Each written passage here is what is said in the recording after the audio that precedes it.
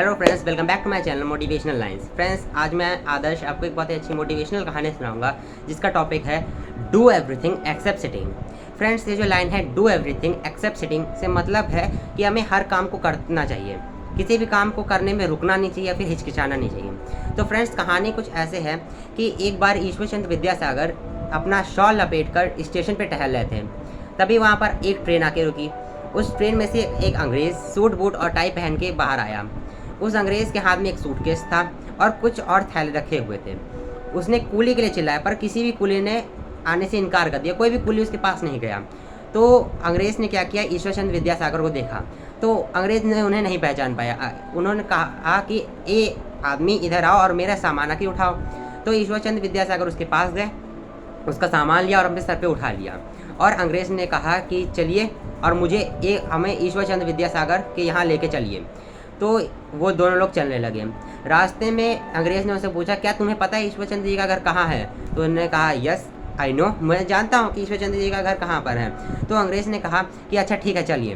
तो अब वो दोनों लोग गए। उन्होंने कहा कि यहाँ गाड़ी रोक लीजिए। अंग्रेज़ ने कहा यहाँ क्यों रुकवाई गाड़ी? तो उन्होंने कहा कि बस हम आ गए, ये रहा ईश्वरचंद्र विद्यासागर का घर। तो अंग्रेज़ ने खुश होकर उसे एक अठन्नी दी।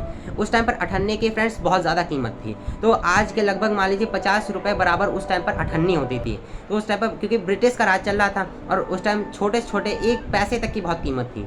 तो उन लोगों ने क्या किया, उतरे और फिर गए।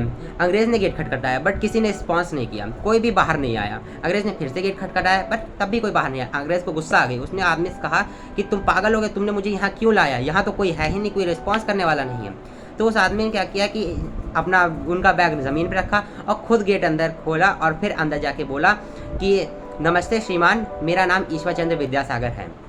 फ्रेंड्स, अंग्रेज़ जो था वो शर्मा गया। उसने सोचा कि मैंने इतने महान आदमी से काम क्यों करवाया, वो भी कूली का काम। कूली तो बहुत ही तुच्छ आदमी होता है, बहुत ही छोटा काम होता है, तो मैंने इतने महान आदमी से कैसे करवाया? तो उन्होंने कहा कि आप मुझे माफ़ कर दीजिए, मुझे क्षमा कर दीजिए। तो ईश्वरचंद्र विद्यासागर जी ने जो आंसर दिया वो आप सभी को सुनना चाहिए। उन्होंने कहा कि हे महाशय, काम ना तो छोटा होता है ना तो बड़ा। जो इंसान उस काम को करता है वो उसकी महानता होती है कि उसने उस काम को करा। क्योंकि काम, अगर हमने कोई भी काम किया है तो हमें उस काम की नॉलेज होगी और नॉलेज कभी भी बेकार नहीं जाती है। आप लोगों ने एक नाम लियोनार्डो द विंची सुना होगा। लियोनार्डो द विंची जो थे वो विंची एक गांव था जहाँ के थे और वो इटालियन थे, तभी उनका नाम था डा, और डा का इटालियन मीनिंग होता है ऑफ। तो उसका मतलब है वो लियोनार्डो उनका नाम था और विंची गांव से वो रिलेट करते थे। फ्रेंड्स, आप लोगों को जानकर बहुत हैरानी होगी, वो 15 सब्जेक्ट 15 विषय जितने एक स्कूल में पढ़ाए नहीं जाते उतने विषय में वो मास्टर थे। और आप लोगों को एक और बात जानकर हैरानी होगी कि वो स्कूल गए ही नहीं थे।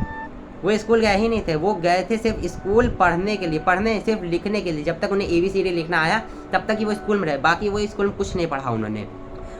वो एक आर्टिस्ट थे, एक लिटरेचरिस्ट थे, एक साइंटिस्ट थे, एक बायोलॉजिस्ट थे, एक केमिस्ट थे, एक इंजीनियर थे, एक डिज़ाइनर थे। वो ये सबका एक मिक्सचर थे। लेकिन उन्होंने कभी ये नहीं कहा कि मैं एक आर्टिस्ट बन गया तो मैं आगे अब लिटरेचर का काम क्यों करूँ। तो आज क्या वो एक बहुत ही बड़े लिटरेचरिस्ट होते? उनकी दुनिया में सबसे महंगी किताब जो कि अभी बिल गेट्स के पास है, उसकी आज की कीमत है $52 मिलियन, अप्रॉक्स 5 अरब रुपए।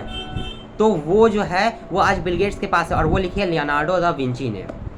अगर वो सोच लेते कि मैं तो एक आर्टिस्ट हूँ, मैं क्यों लिखूँ, अगर वो इस काम को करने में शर्मा जाते तो क्या उनकी किताब आज इतनी महंगी होती? नहीं। हमें इस कहानी से सिर्फ एक मोटिव सीखना चाहिए कि हमें हर काम को करना चाहिए, कभी भी रुकना नहीं चाहिए, कभी भी थकना नहीं चाहिए, कभी भी ये नहीं कहना चाहिए कि ये मेरा काम नहीं तो मैं क्यों कर रहा हूँ। हमेशा एक बात सोचिए कि मैं ये काम को कर सकता हूँ बस, और मुझे ये काम करना है। फ्रेंड्स, यही था मेरा आज का टॉपिक और यही था मेरे आज का मोटिव इस वीडियो में। तो फ्रेंड्स, मैं यही चाहता हूँ कि इस वीडियो को भी आप मेरे पिछले वीडियो की तरह शेयर करें। Thanks for all for giving your time and have a nice day. Thank you for all.